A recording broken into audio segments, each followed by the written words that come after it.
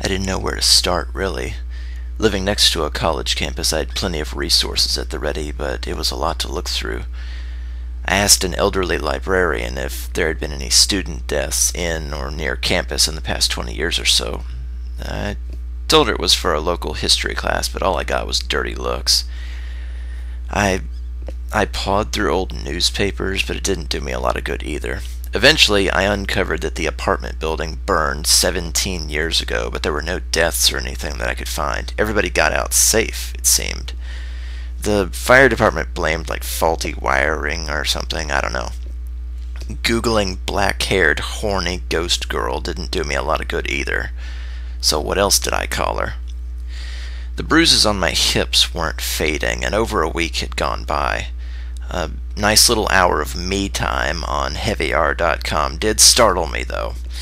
The hands on my hips weren't so much reversed as they were upside down. How had I not seen that? That was how I put my hands on a girl, doing her from behind. That got me to pacing, more than a little upset. We'd been alone, though, right? I mean, I'd been face up, she'd been on top, and I'd never lost consciousness or anything. But, of course, I couldn't be 100%, namely, since the lovely little apartment she'd brought me to was a ruin the second time I'd looked. Had I been roofied or something? Well, no, then I wouldn't have been awake the whole time. My mind was spinning. I don't know. I mulled over the prospect that I'd been just raped at some point by someone rather strong.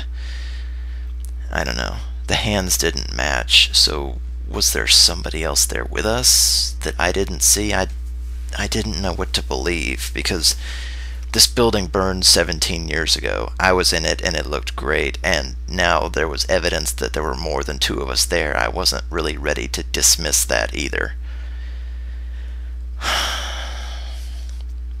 I decided to return to the Rubenstein where I'd seen her before. Maybe at some point she would show up again. Bullseye.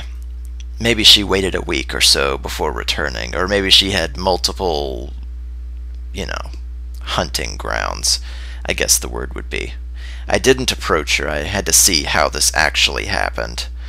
Same glossy raven hair, the same ass you could stop a car with, and I'd never forget legs like those. And she still had those kill-you-like-a-knife high heels. God. She was chatting up some guy that was off to one side, nursing a beer by himself. Cutting a stallion from the herd, as it were. I did my best to stay out of sight, and it didn't take her long to work her charms to get him to come with her. Not like I was any greater challenge, but you know what I mean. This girl had honed the craft. They were on foot, so I beat them to the burned apartment building and parked on the corner. Sitting in darkness, I watched her lead him along the ruined building, and he didn't bat an eye going in there. He didn't see that it was burnt and rotted and gone. He just seemed happy to have this hot chick on his arm. And I don't blame him, but you would notice these things. I did see a small light turn on in one of the windows once they were up there, and it threw their shadows on the walls. And yeah, I watched the whole time, someplace between turned on and creeped out at what I was seeing. I won't lie, I gave myself a little treat while they were up there at it. I mean, what else was I supposed to do, just sitting there and waiting for something to happen? But then something did happen. I thought it was a trick in the light at first, but then I did see it. It was just her shadow on the wall, but I could see it as plain as day. It sprouted out of the base of her spine, just above her ass, and flexed like some kind of disgusting tentacle thing. I mean, I could feel my mouth getting dry, and I saw her lash forward to just penetrate this dude while he was laying on his back. He didn't fight her or anything. It was bizarre. And I did like fumble for my camera phone, but you can understand I was a little freaked out and didn't quite make the shot. But that wasn't all.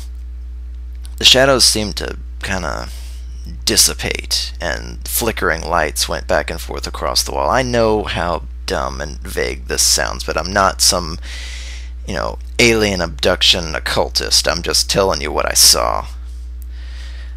I I don't know what she was doing, but then after a few moments it all went quiet and the light went out.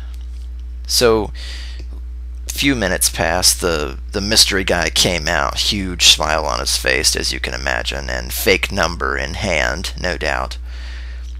And I just had to stare at him for a while. He walked away, understandably full of himself, but his hair was noticeably longer. It was spiked up and defied gravity a little bit when he'd gone in. You know what that look is, where they kind of ice the end of your hair and you twist it so it makes little spikes over the top of your head. Yeah, he was that kind of douchebag. But now his hair seemed longer and kind of limper. Limper. I threw my phone aside and checked myself in the rearview mirror. The barest roots of my hair were snow white. I saw her in the window watching him leave. Then she was gone. I didn't move for a long time. I didn't see her leave, but I knew she had. You know, why stay when your meal's gone? I know there's a word for it. Succubus, isn't it? I don't know. I don't know.